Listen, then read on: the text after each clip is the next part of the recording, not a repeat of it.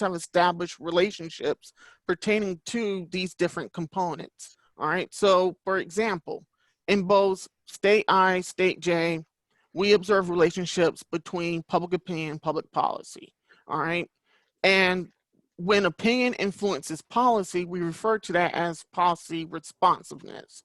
All right, and so that's basically just a correlation between opinion and policy. So as opinion moves in one direction, the expectation is that policy moves in that same direction. So for example, if the public in the state prefers an increase in, say, the sales tax, the expectation is that lawmakers in that state will increase their sales taxes, all right?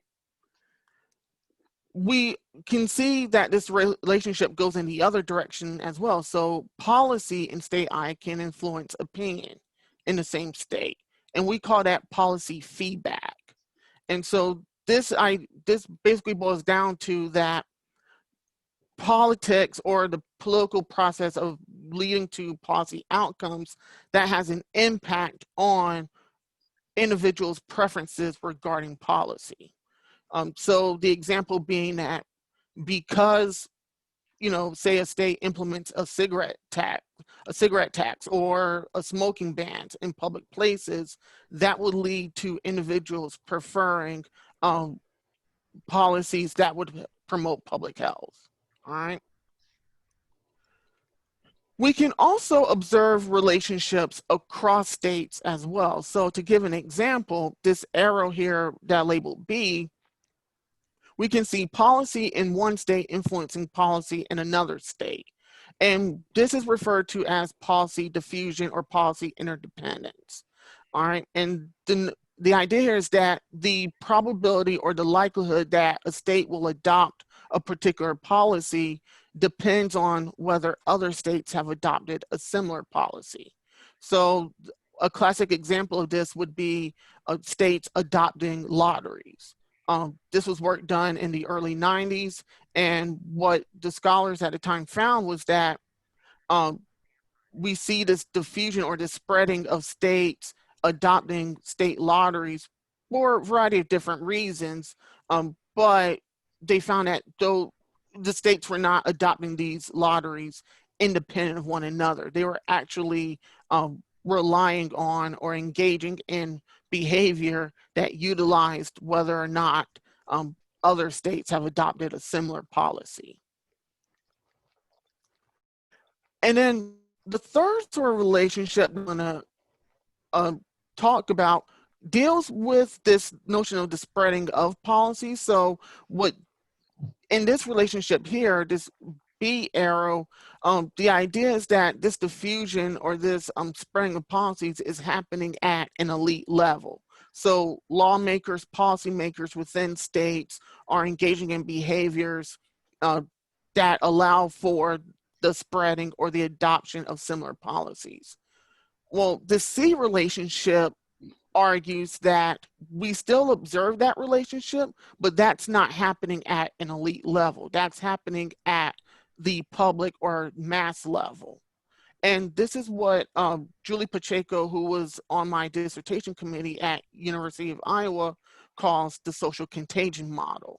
And so it's a combination of policy feedback and policy responsiveness, but the argument is that policy changes in one state will influence public preferences in another state, leading to lawmakers in said second state to adopt a similar policy. And so she used smoking bans as sort of the test case for demonstrating this relationship. And so the reason I have these arrows here, these cross arrows here, these directional arrows C, is because this policy to opinion relationship is at the crux of that social contagion model. But from that model, there are two relationships that resulted that while Pacheco does not directly, identify or discuss, one can infer these relationships based on the logic of the model. So one example would be public opinion in one state influencing public opinion in another state. And it does so through by public opinion in the first state influencing policy in said state. That policy change then influence public opinion changes or policy preference changes in the second state. Hence this relationship here. And so then I was looking at, because I'm interested in public opinion, public policy, and the relationship between these two concepts, this is what I want to focus my dissertation on. And so as I was reading, I came across this sentence from a piece done by Manzan Cook in 2002. And they talked about how when looking at the effects that scholars have identified pertain to policy responsiveness, this relationship between public opinion and public policy, they note how scholars have not incorporated either policy feedback processes or policy diffusion processes. And it's really this diffusion processes or the lack of that inclusion of diffusion processes that caught my attention. And the reason for that is because there's well-developed literature on both policy responsiveness and diffusion. However, the two literatures don't speak to one another really. And while we do have the Pacheco's social contagion model, that's really the only instance I have come across that sort of begins to get these literatures to speak to one another, but they really don't. But even in that work, Pacheco doesn't really harp on or really focus on getting the responsiveness piece. She's really focused on the policy feedback aspect.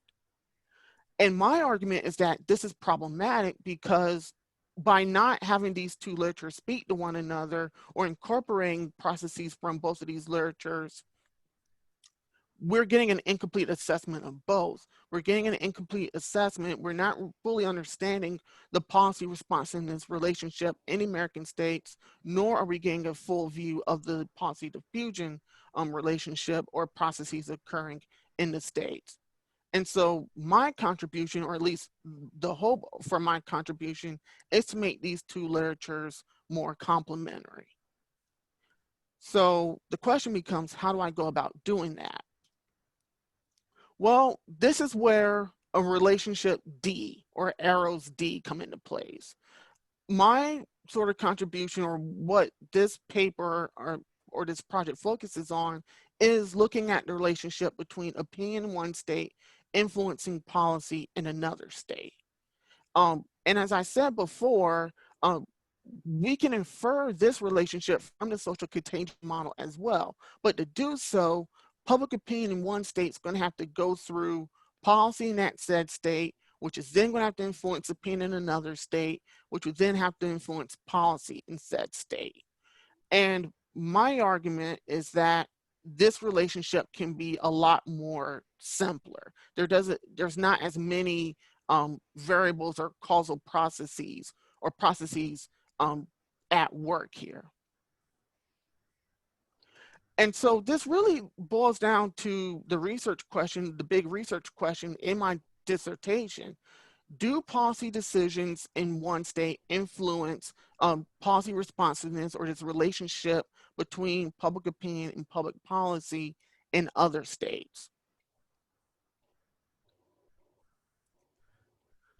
So here I'm using the same setup as I used in the previous figures, but to establish my theoretical framework. And I argue that public opinion in one state can influence policy in a second state by two different ways, two simple ways. The first way is through arrows A1 and A2. And this is where opinion in one state influences policy in said state, but then policy changes in that state lead to policy changes in a second state. And what will result from that is there's this correlation between policy in the second state and public opinion or mass preferences in this first state. So lawmakers aren't really sort of looking out and trying to take into account public opinion or policy preferences from states other than their own, constituents that are not their own, but instead they're engaging in this sort of elite type behavior in looking at policies, or whether learning or emulating policy decision making from neighboring states or other states, and using that as a means to be more responsive to their constituents. And so the byproduct of that is there's this positive, or should be a positive, correlation between mass preferences and policy between states. Now, the second way that this relationship can occur is lawmakers in one state directly take policy preferences or public opinion from a second state into account, in addition to the preferences of their constituents. The first way that I talked about, this sort of 1-2 step process here, I refer to it as an indirect interstate policy responsiveness. This second way, arrow B, I refer to that as a direct interstate policy responsiveness. And so regardless of the way, the result is still going to be the same, that we should observe this correlation between opinion and policy between the states. And so the question becomes, why? Why would lawmakers engage in such behavior? And I give 3 possible motivations for that.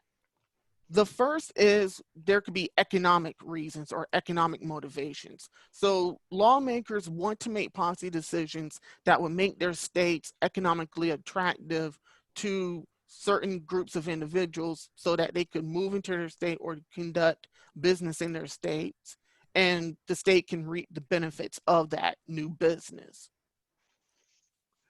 The second motivation could be political, all right? So it could be the case that lawmakers are looking to receive political benefits or political support from outside interests, outside groups, or outside wealthy individuals who might also want to conduct business in their state. And so by receiving that extra political support, that could help them in the next and future elections, whether it's getting reelected to their current position or attaining higher office within the state or potentially nationally. And then the third reason I sarcastically call altruistic, all right? It could be the case that, and really this altruistic reason applies to the indirect interstate policy responsiveness relationship.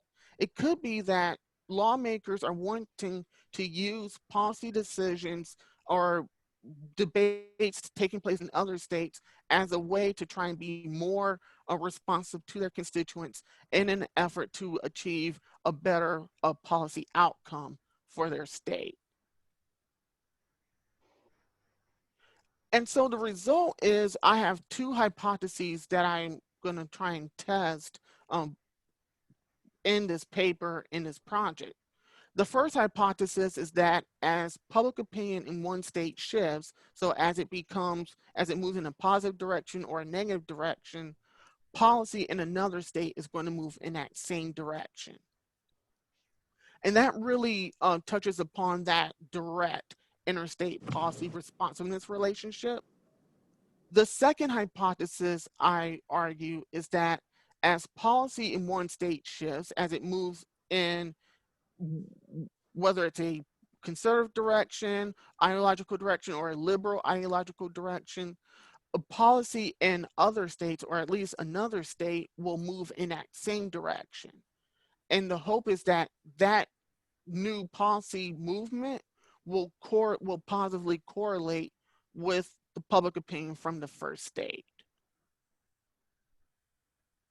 And so really everything that I've just, talked about over the last 15 minutes or so really harps on this relationship between opinion and policy between states. But this sort of begs the question of, what about the relationship between opinion and policy within the state? How does incorporating this new type of policy responsiveness change that relationship, which has been the interest of scholars for so many years? And I argue that by including interstate responsiveness, this could lead to a change in what I call intrastate policy responsiveness, or this traditional within state policy responsiveness.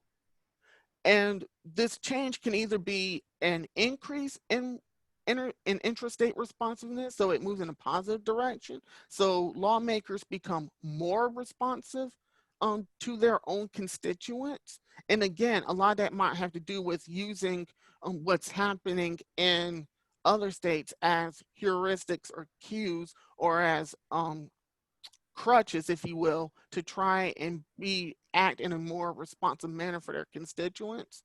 Or interstate responsiveness could experience a decrease or a decline because lawmakers are using these other sources, and they're actively using these other sources in lieu of being responsive to their own constituents.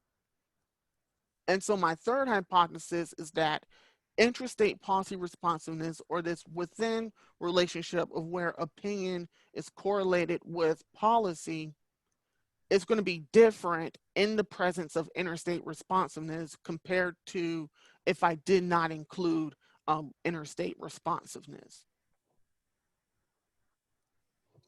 So this all helps set up sort of the front half of the paper that I'm working on, sort of the history of the topic and my theory and my contribution. And so now I'm going to switch to the empirics, all right, the statistical or quantitative component of it. And unfortunately, um, it is going to include some math, so just a heads up for that. So the method that I'm using, or the methodology that I'm going to be incorporating, is what's referred to in the literature as spatial econometrics. All right, and spatial econometrics is a combination of spatial analysis where scholars use spatial type data to analyze phenomena of interest. And we combine that spatial data or spatial analysis with econometrics. So this is the statistical modeling of economic data or political data, things of that nature. Um, Really, when we say spatial econometrics, we're really referring to the use of regression. All right, so looking at what is the relationship between do an independent variable or a set of independent variables have a relationship with some dependent variable of interest. And the reason I utilize spatial econometrics is because it is very useful for analyzing the interactions between locations. So how does changes in one location influence changes in another location? This could be cities, states, neighborhoods, countries, etc. Doing so, in order to analyze these interactions, I have to include what's known as a weighted average of a particular variable. All right, so this could be an independent variable or a dependent variable. And the weights used for constructing these averages are based on the spatial relationships between the locations or entities of interest. So are two states geographically close to one another? Or are two states similar in a non-geographic manner? All right, and the more similar you are, the higher the weight is going to be. So you will set up the weights in a manner such that you care, or you try to identify locations or states that are similar, and those will be weighted more. And so that way, a state is going to be taking into account information from its neighbor or its similar or like state more so than a state that's either not its geographic neighbor or it's very dissimilar from it. And so there are two statistical models that I'm going to be estimating from this toolbox of spatial econometrics. The first is the spatial lag of X model, or known as the SLX model. This is where I'm including the spatial weighted averages of the independent variable of interest. All right, so in this context, that would be public opinion or the mass of policy preferences. The second model is known as the multi-parametric spatial temporal autoregressive model, or M-star model for short. And this is where I'm including spatial weighted averages of the dependent variable. And in both cases, when I include these spatial weighted averages, I'm using different definitions of space that I've theorized and developed a priori to create these spatial lags or these spatial weighted averages of these of my variables of interest. So here's the math part that I was going to warn you about. Basically, in these models, the first model is the SLX models in a simple form. Second model is the M-star model. And in both cases, Y represents the dependent variable. X is the independent variable or set of independent variables. The beta Greek letter associated with X are what we call the pre-spatial and pre-temporal effects. So they just measure the effect that particular independent variable has on a dependent variable without accounting for any temporal effects or spatial effects.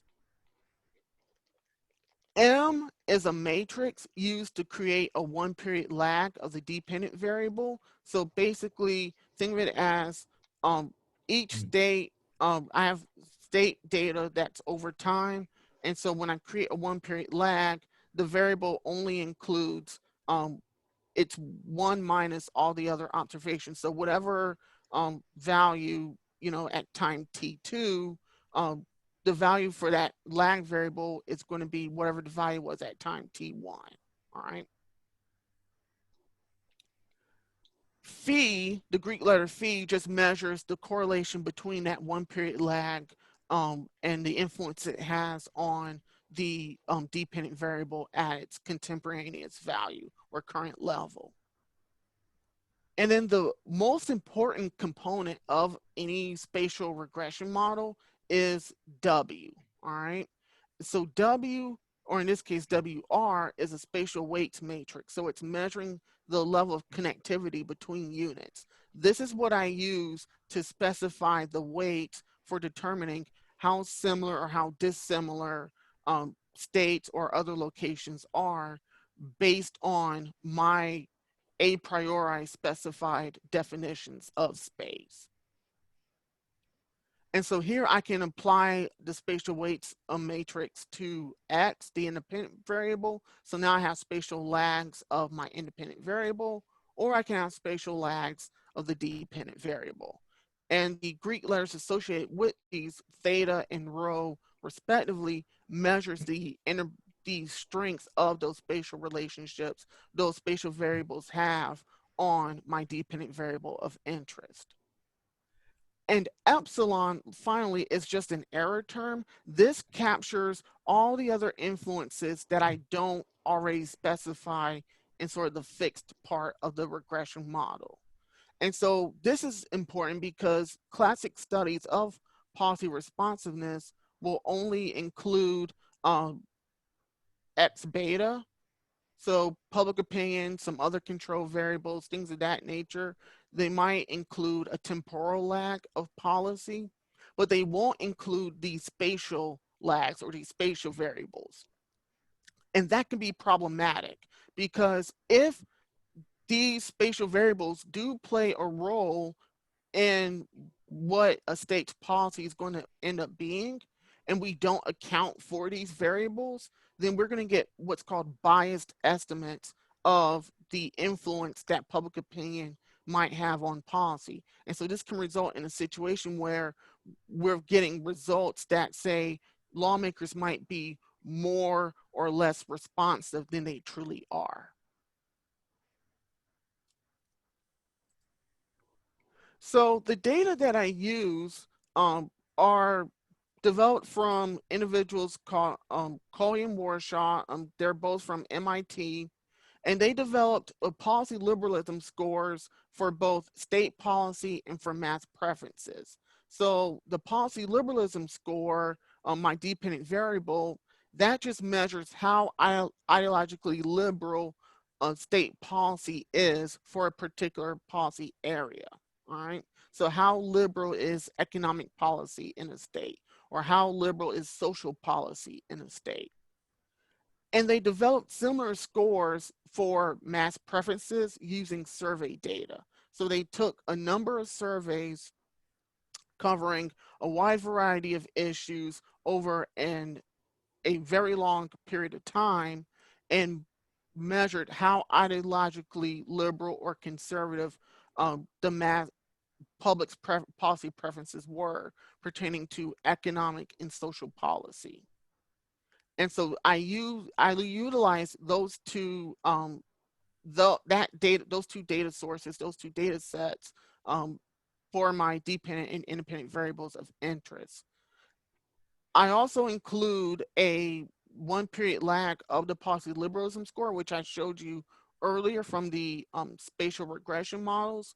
And for the uh, mass preferences variables, I include both a contemporaneous value as well as a 1 period lag. There is research to suggest that responsiveness does not happen immediately in the states. It takes lawmakers at least 1 period or 1 year to respond to public opinion shifts in their state. I then include two control variables. So one captures how what the disposable personal income is per capita in a state. That's taken from the Bureau of Economic Advisors. And I also include state population estimates, and that's taken from the US Census. And so the period my data covers is 1959 to 2014, and I incorporate all 50 states in this analysis.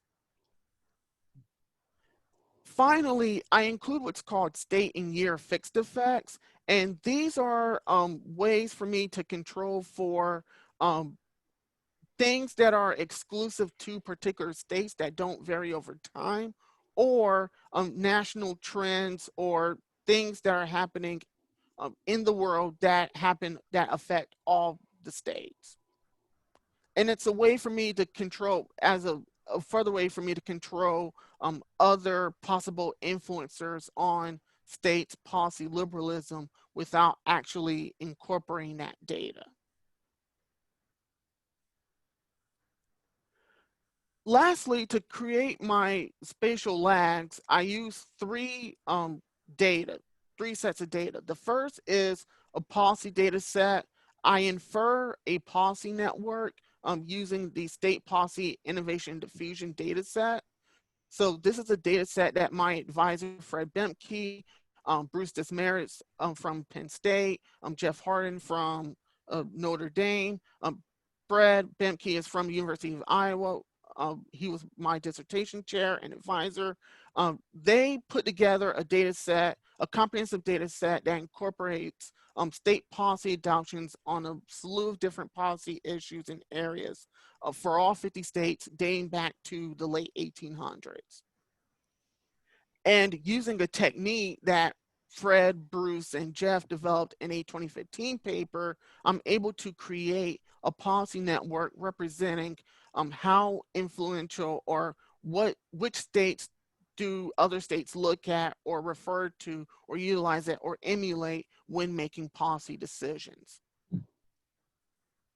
The second source I use is basic geography. So I use geographic contiguity.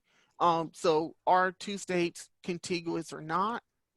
And that, along with government partisanship control. So how similar is the government partisanship or the partisan control of two states' governments? And those two measures help represent the homophily or the similarity between states. So this table here presents the coefficient estimates from the regression analysis that I produced. And you can see that according to this data, there's a strong autoregressive process or temporal process taking place by incorporating a lag of the dependent variable. This is with respect to economic policy. And we can see that while there might be a significant relationship between contemporaneous mass liberalism and policy liberalism in a state when not accounting for spatial variables, that effect disappears when I include the two different types of spatial relationships. However, we can see that with the spatial relationships, um, there appears to be a significant result with respect to um, government partisanship control, similar government partisanship, and there might be a similar relationship between geography and government. So basically, homophily, these results suggest that state similarity or state homophily could be potentially driving my interstate responsiveness relationship. When looking at social policy, we get a similar result, except now we see that there's a significant relationship between mass liberalism, lagged mass liberalism, and contemporaneous policy liberalism. And now, if there is a interstate policy responsiveness relationship, um, the policy and government, so policy emulation and government partisan similarity are potentially driving that relationship. Now, a lot of times when scholars conduct a regression analysis, at least a non-spatial regression analysis, they'll tend to just report the coefficient results, say they find support for their theory or their hypotheses, finish their paper, submit it for review. You can't do that though with spatial analysis, all right? A lot of that has to do with the fact that some of these spatial processes are, when you force a change in the independent variable in one location, that's going to lead to changes in another location, which can then feed back into your originating state's outcome, all right? And then also we have this temporal relationship going on here where the true effect or the overall effect is different when accounting for that temporal effect. So you can't treat it as an exogenous variable, as a strict exogenous variable. So there are two ways that I present interpretation for these results. The first is I just take the spatial regression models and calculate the partial derivative, all right? So this is the equivalent to, what is a 1 unit change in the independent variable of interest, in this case, mass policy liberalism. And this is very useful for conducting hypothesis testing. Is there support or lack of support for my hypotheses? The problem, however, is that when trying to report these partial derivative matrices, it's not feasible because they're going to be, n by n size. So, or in this case, 50 by 50, 50 rows, 50 columns, because I have 50 states. So instead, what I'll do is I'm going to calculate summary measures of these partial derivatives. And the literature referred to these summary measures as a direct effect, total effect, or an indirect effect. So the direct effect is the change, a 1 unit change in I has on I. So a 1 unit change in the independent variable in state I, what effect does that have on the dependent variable in state I? And to calculate that, I'll just take the average of the main diagonals of my partial derivatives matrix. This direct effect connects very well with the interstate policy responsiveness I discussed previously. The second effect is the total effect. So this is the effect a change in all units has on state I. All right. So if every state experiences a change or a shock in their public opinion, how does a single state respond to that? And you calculate that measure by totaling the elements of each row. So you have a column of row sums. And this connects well with what's called total policy responsiveness. So this is going to be a combination of intrastate and interstate policy responsiveness. And so to get the interstate policy responsiveness, I have to calculate what's called the indirect effect. All right, and so this is the effect a change in state J has on state I. So a 1 unit change in public opinion in state J, how does that influence public policy in state I? And to calculate this measure, I could try and calculate the average of the off-diagonal elements, but it's a lot easier to just subtract the direct effect from the total effect. And like I said, that's going to represent my interstate policy responsiveness concept. So in the interest of time, I'm only going to present the results for one policy area, but if there's time for questions, I can stick around and answer any questions that people have or might be interested in for some of my other results. So looking at economic policy, if I calculate the average responsiveness using the SLX model, you can see that the first plot here looks at the plot of the direct effect or that intrastate responsiveness. And you can see that that effect doesn't change. It's roughly, it's below 0.5. And that effect does not change over time. The second plot is the total effect. So this is the combination of the direct and indirect effect. And you can see that this effect fluctuates over time.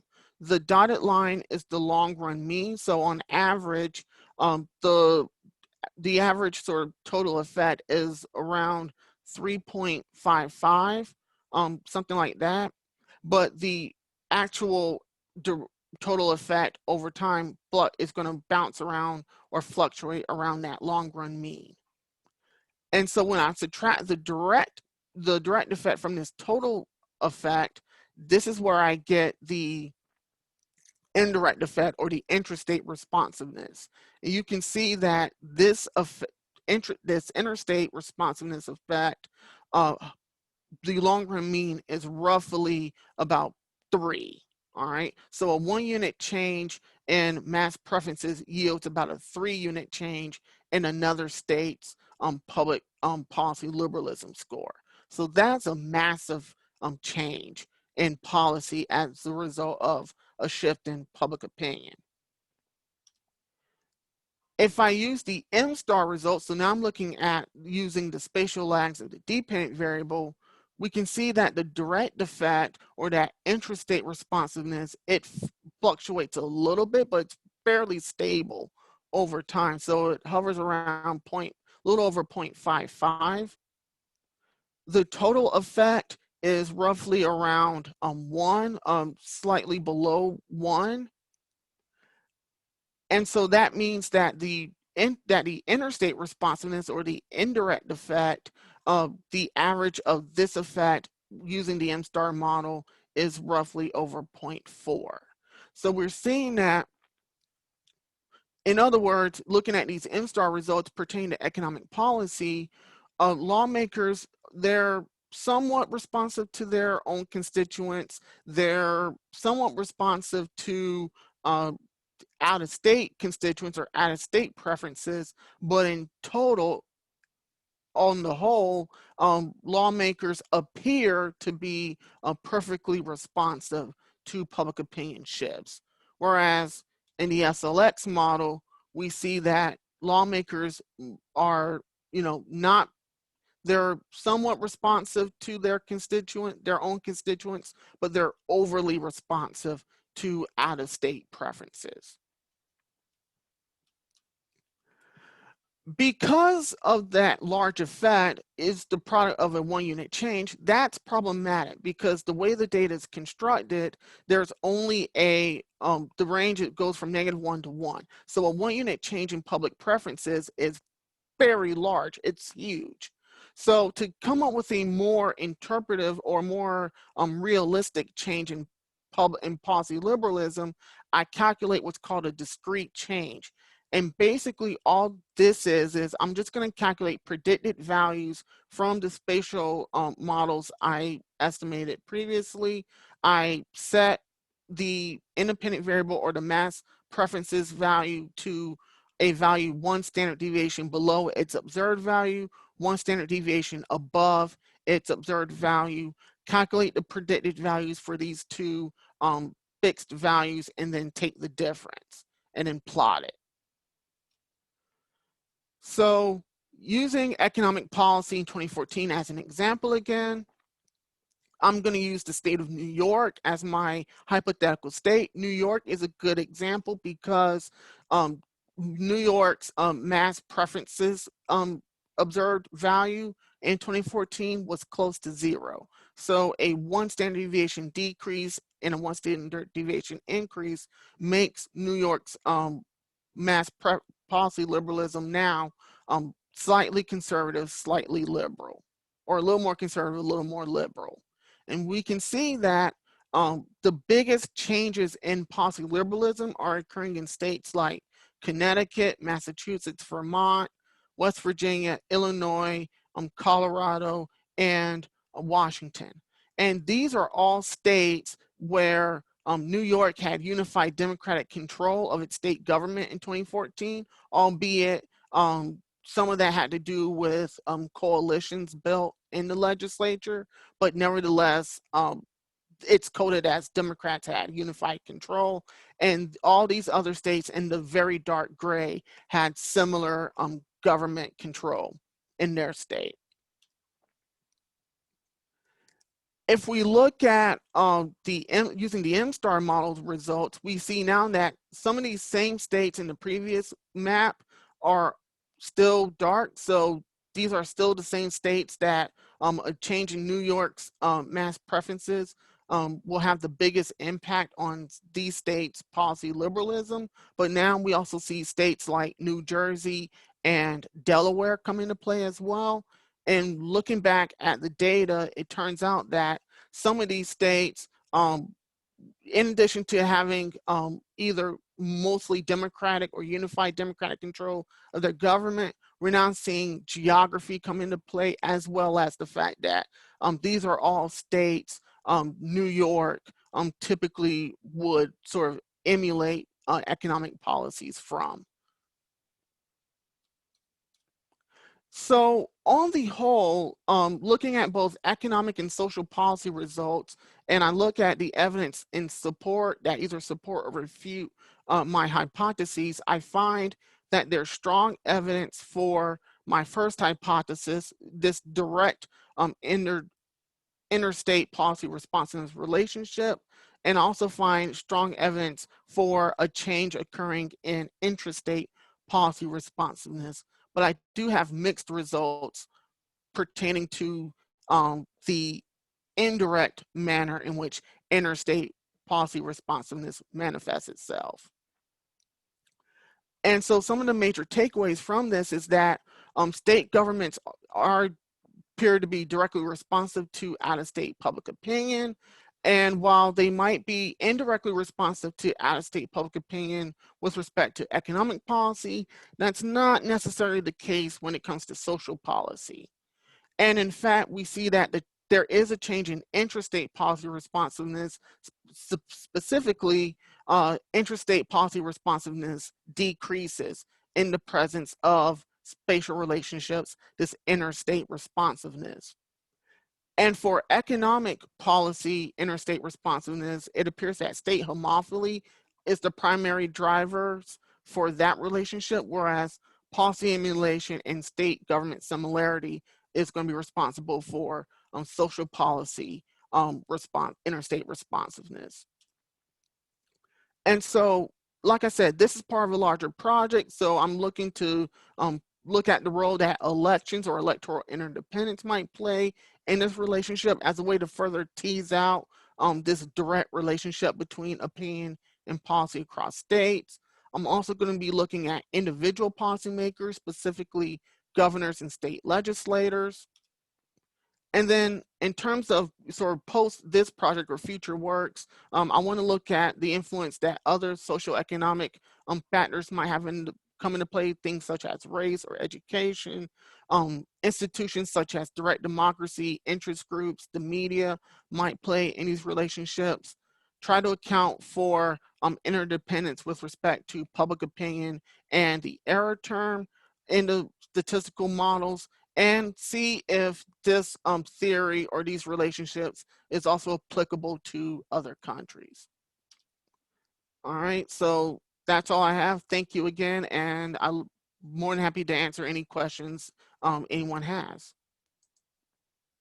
Thank you, Desmond. So anyone can ask questions either directly, I guess I can unmute people, or you can ask in the chat. Let me,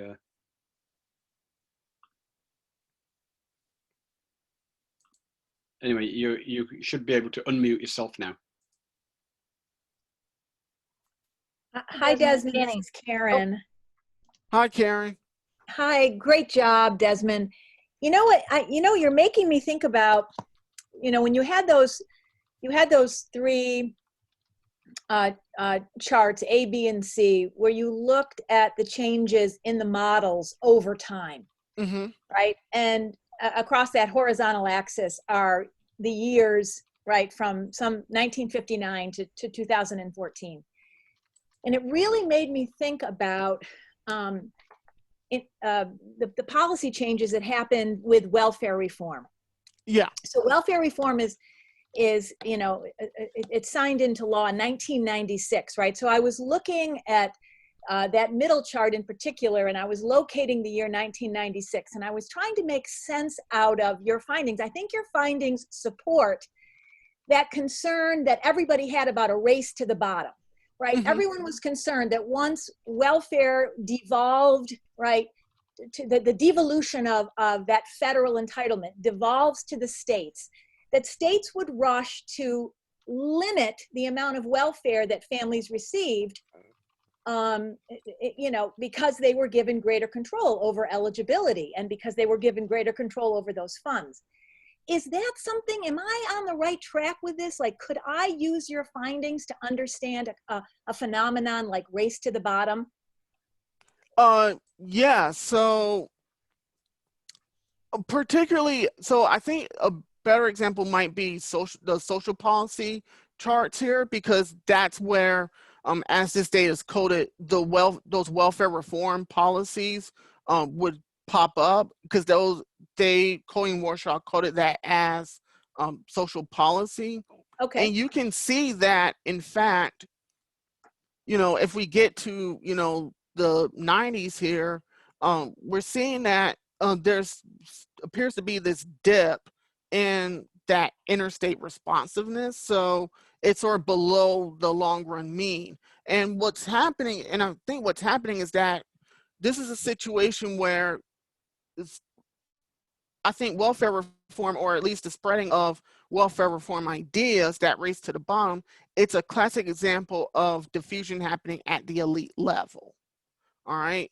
And what's happening is all these states are not wanting to become sort of welfare magnets or attractors to individuals who need a government assistance. And so they're all going to try and, implement policies or make decisions to sort of ward off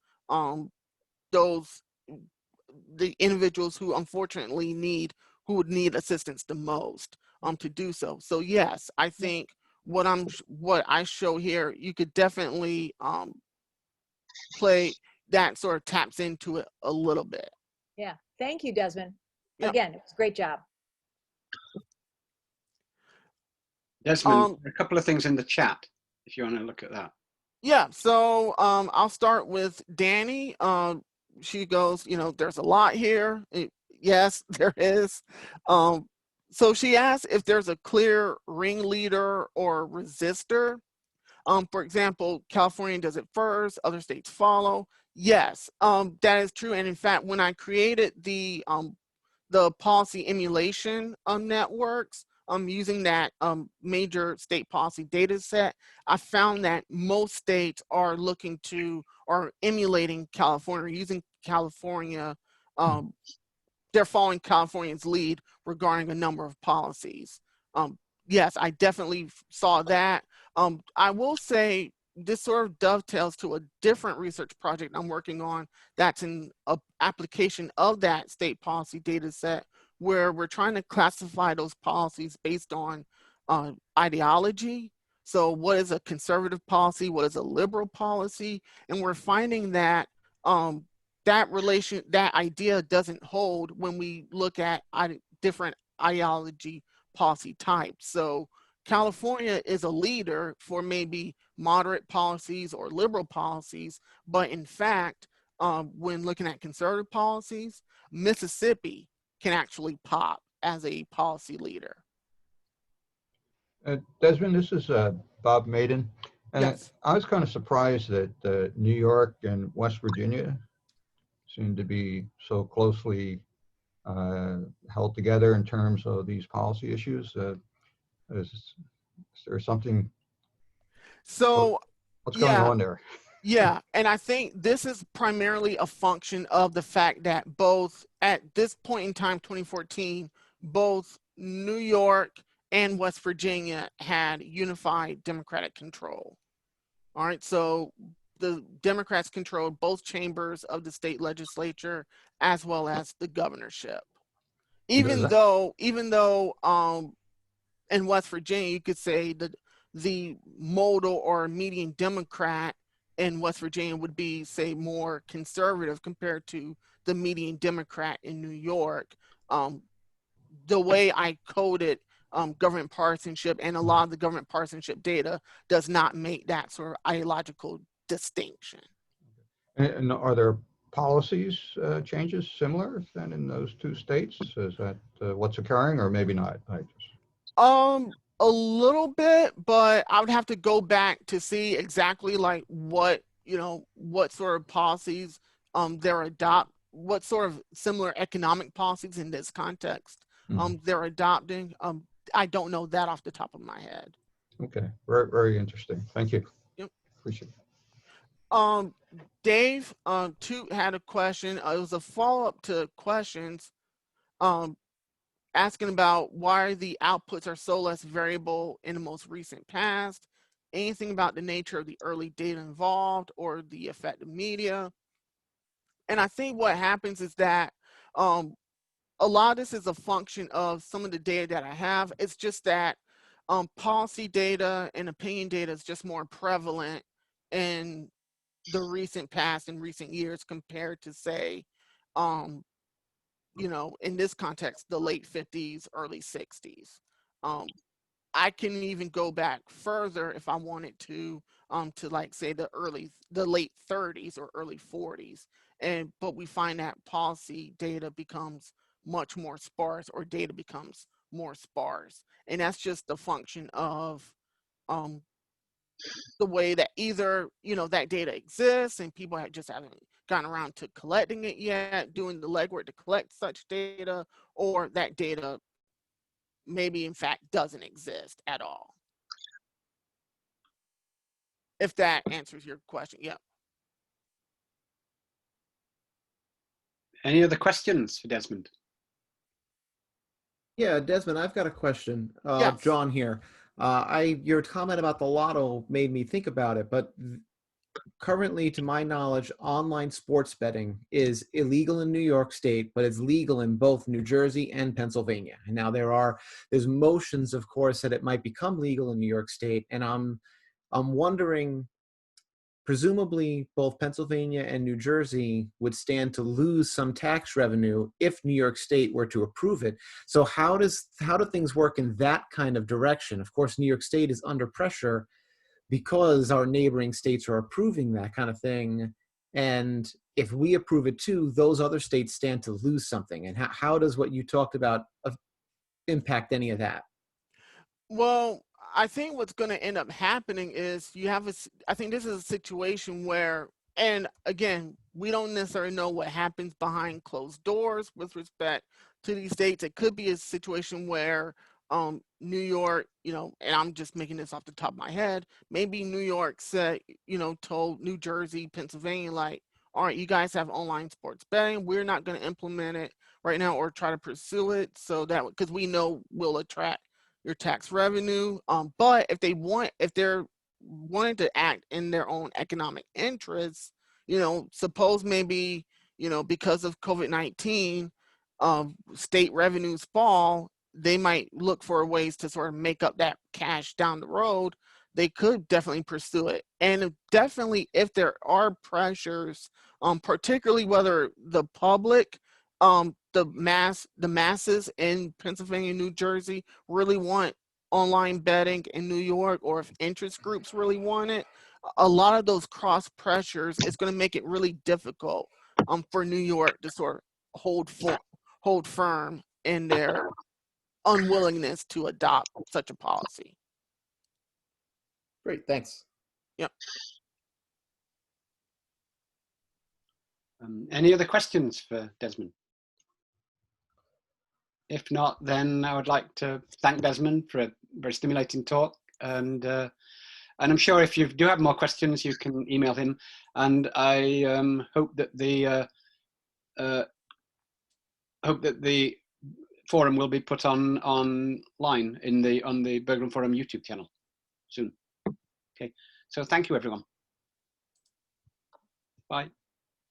Bye. Thank you. Bye, Desmond. All right. Thank you, Desmond.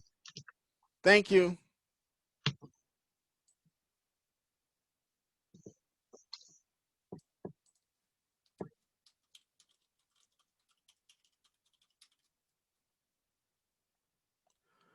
Good job.